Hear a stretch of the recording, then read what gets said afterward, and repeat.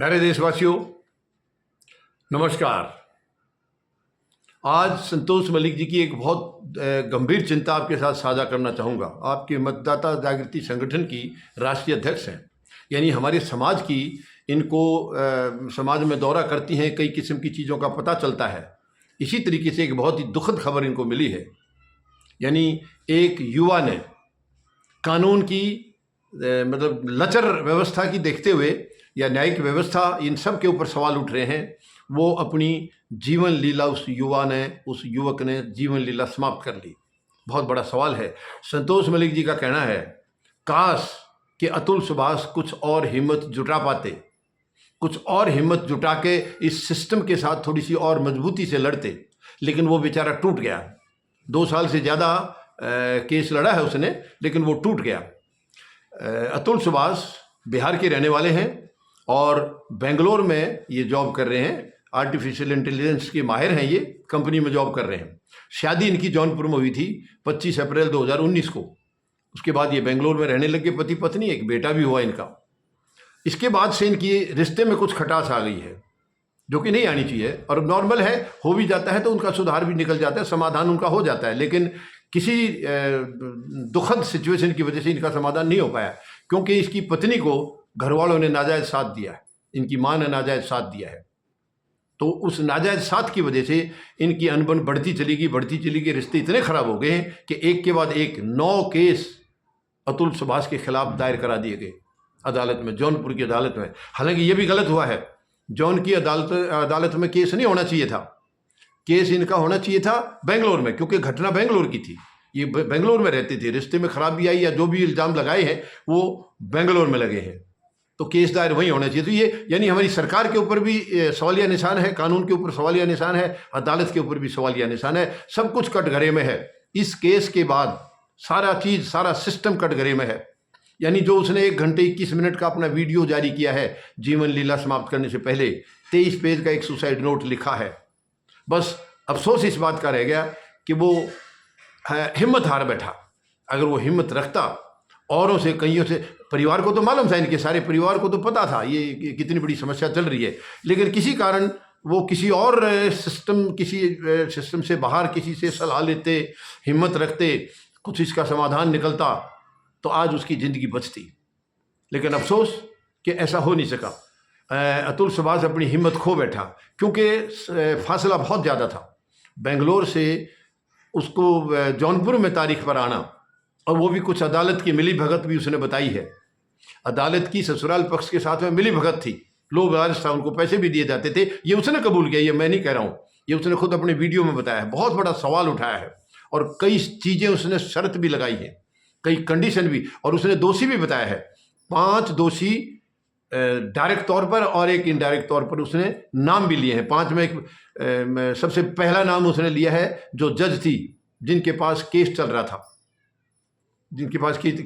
रीटा कौशिक, वो जौनपुर की फैमिली अदालत की जो मुखिया थी, उनका नाम लिया है। दूसरे नंबर पर इसकी पत्नी है, तीसरे पर पत्नी की माँ, यानी कि इसकी अतुल की सास, और उसके बाद अतुल का साला, और एक इनका चाचा, प्लस जो जज साहिबा के नीचे जो उनकी बैठते हैं, जो रिश्वत लेती थी इनके सामने, खुद देखती थी, वो भी जिम्मेवार है।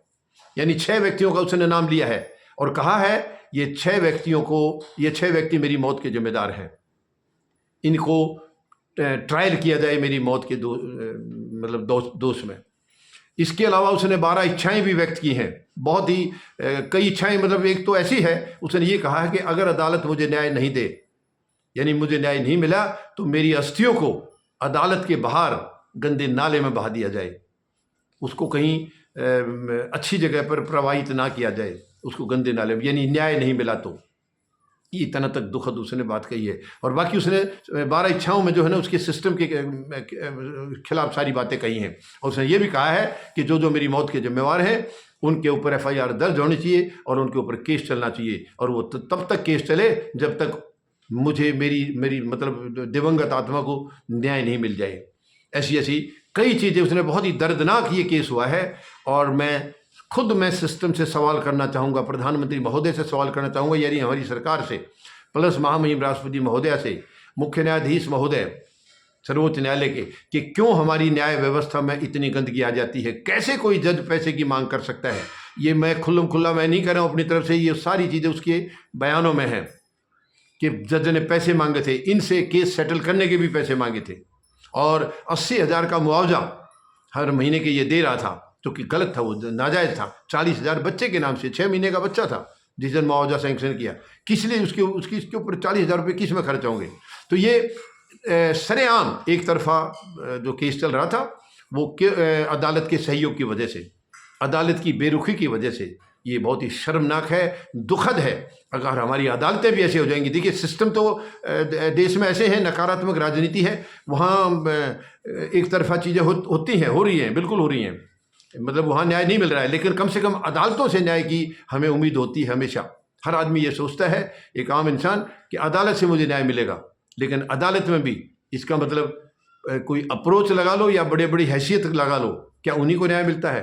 ये तो बहुत ही शर्मनाक बात है। बहुत ही दुखद केस हुआ है ये, और इसकी मैं सर्वोच्च न्यायालय के न्यायाधीश महोदय से निवेदन करूंगा, अपील करूंगा कि इसकी तह तक जाना चाहिए, इस दिवंगत आत्मा को न्याय मिलना चाहिए। जो हो गया उसकी जीवन लीला तो समाप्त हो गई, अगर वो कुछ हिम्मत जुटा पाता तो आज वो हमारे बीच में जिंदा रहता, लेकिन वो चीज़ जो घटना हो चुकी है अब उसका और तो कोई समाधान नहीं है। लेकिन मैं निवेदन करूंगा महामहिम राष्ट्रपति महोदया से भी और सर्वोच्च न्यायालय के मुख्य न्यायाधीश महोदय से भी, सरकार से निवेदन करने की मुझे नहीं लग रहा कोई फ़ायदा है, क्योंकि सरकार तो आंख बंद करके बैठी हैं, इन्हें किसी से कोई लेना देना नहीं है, इनको किसी के दुख सुख से कोई लेना देना नहीं तो ये चीज़ें होती नहीं है। अगर हमारी सरकार दुरुस्त हो तो न्यायालय तक तो ये चीज़ें, ये घटना ऐसी होने की ज़रूरत नहीं होनी चाहिए। तो मैं निवेदन करूंगा सारे देशवासियों से भी कि हमें इन चीज़ों को बहुत गंभीरता से लेना है, ताकि और कोई ज़िंदगी आगे बर्बाद ना हो, ऐसे बहुमूल्य ज़िंदगी का ऐसे अंत ना हो, ऐसे दुखद अंत ना हो जैसे इस बच्चे ने कर लिया है, अतुल सुभाष ने। ये बहुत ही दर्द की, इससे ज़्यादा यानी उसको कितनी पीड़ा होगी जिसने अपनी जीवन लीला समाप्त कर ली। जीवन लीला कोई ऐसे नहीं समाप्त करेगा, ऐसे कोई नहीं कर पाएगा, लेकिन कितना दर्द हुआ होगा उसको, यानी उसको मौत को गले लगाना आसान लगा है और ज़िंदगी जीना उसको मुश्किल लगा है, तभी यह कदम उठाया है। उसके लिए जीना मुश्किल हो रहा था और मरना उसको आसान लगा है, इसलिए उसने आसान ऑप्शन अपने लिए चुन लिया है। उस वक्त सोच करके हिम्मत नहीं जुटा पाया आगे, इस सिस्टम के साथ लड़ने की उसकी हिम्मत जवाब दे बैठी थी। और ये पति पत्नी के रिश्ते के ऊपर भी बहुत बड़ा सवाल है, बहुत बड़ा सवाल है। मैं समाज के लिए भी ये आपके सामने छोड़ता हूँ कि आप इसको गंभीरता से सोचें और इसका हम लोग क्या समाधान निकाल सकते हैं। सामाजिक प्राणी होने के नाते मैं आपसे उम्मीद लगाऊंगा कि ज़रूर कुछ हम ऐसा करें ताकि ऐसी घटनाएं भविष्य में ना हो। धन्यवाद। जय जवान, जय किसान, जय हिंद।